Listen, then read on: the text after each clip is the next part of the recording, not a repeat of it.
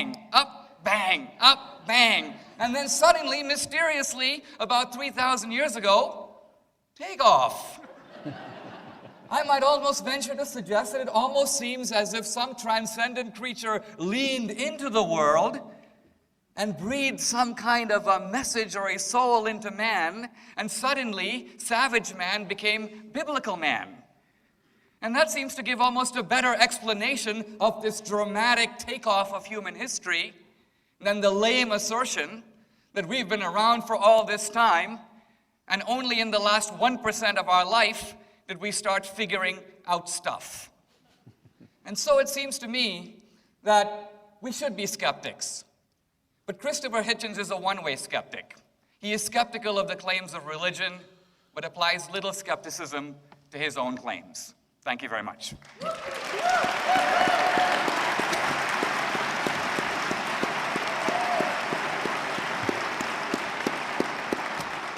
done.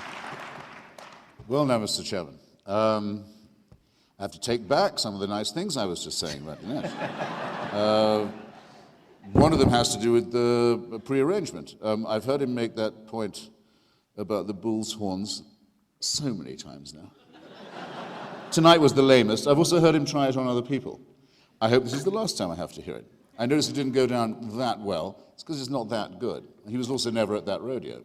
To his second point, which I can scarcely believe I have heard made, let alone, and some of you should blush on your way home, let alone applauded. Yes, of course, the reason why civilization stopped being barbaric and why stuff started to happen was the arrival of monotheism. I mean to say, there is a one-word refutation of that, I think. Do you want to know what it is? You've guessed. This is a university, China.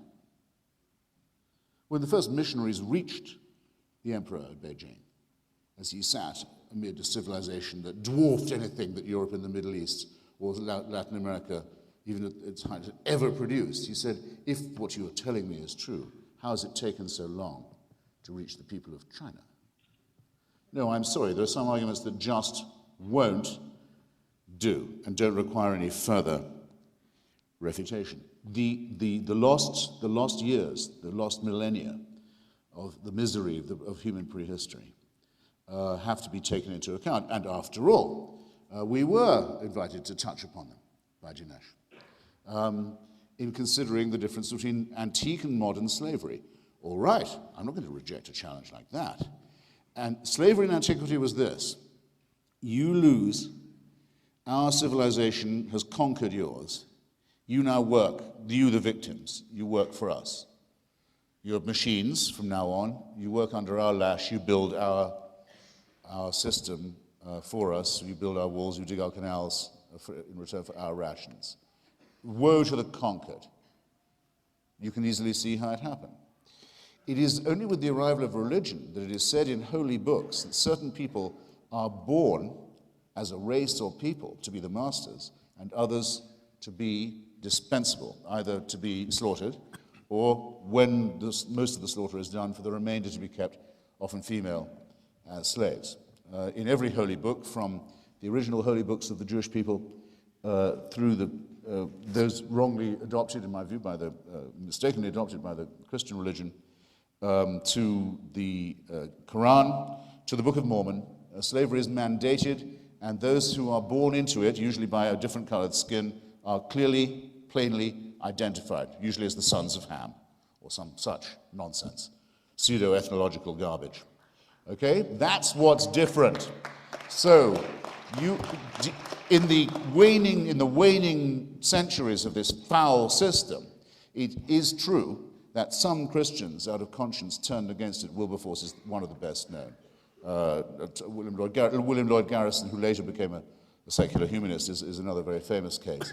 But it was never not the case, and this is what Abraham Lincoln pointed out with such irony and bitterness. It was never not the case that all the justifications for slavery were religious too, and that all the leaders of it and all the profiteers of it were taking their text and their authority from the Holy Scriptures.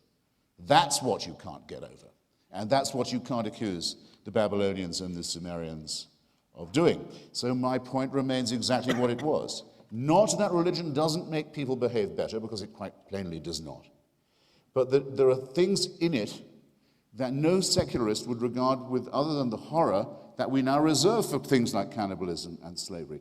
The genital mutilation community, ladies and gentlemen, is exclusively, as far as I know, a religious one. The mutilation of the genitals of children, forcible mutilation of genitals, is entirely scripturally mandated. The suicide bombing community among some Tamils in Sri Lanka may or may not be partly secular. It depends. Some of them are very extreme Buddhists, and some of them quite extreme Hindus. But for the most part, the hideous idea of suicide murder is a religious mandate, not as something that has religious authority, but is a commandment. People wouldn't do this if they didn't have faith. I'll open our next session with a question. I'll make it my closing, because I think it's time for my closing. And I'll ask it not just to Dinesh, but I'm hoping to leave all my questions in the minds of all present for this evening. There's a baby born tonight in Pakistan. Would you rather, from the point of view of ethics, morality, the advance of human civilization, that this baby adopt my views of secular humanism, or that it become a Wahhabi Muslim baby? Because if you think that religion is good for people, I don't see why you don't say the second.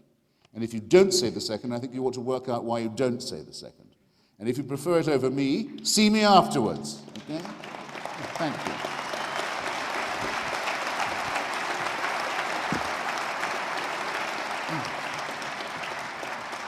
As great as the conversation has been so far, it's about to get better, because at this point, the gentlemen will go head-to-head, and they'll pose questions to each other. I'm back. And this is going to be good. What was the preceding? Oh, you just... No, I know you're kidding. No rules. All right. Bring it on.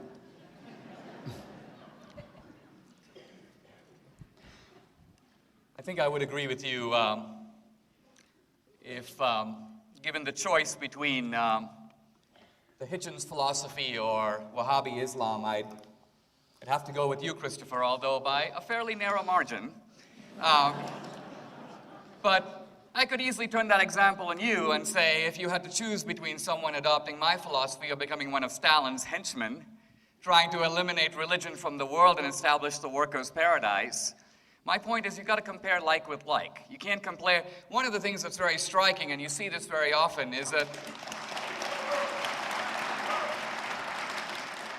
the worst manifestations of religion are compared to the greatest achievements of science.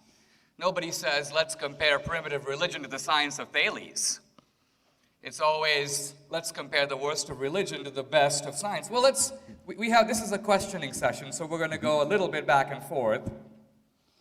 Let me pose a question to Christopher, picking up this issue of whether or not Jesus is mythical, because you emphasized it with some ferocity.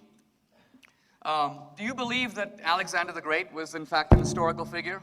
Yes. Do you believe that Socrates was an historical figure? No. What about Aristotle? We think that it's a sure thing that Aristotle was the tutor in philosophy of Alexander of Macedonia. The figure of Socrates is not known to us except through descriptions of him by, I have to use the word, later disciples. But it doesn't matter, you see, I can still say I'm for the Socratic method.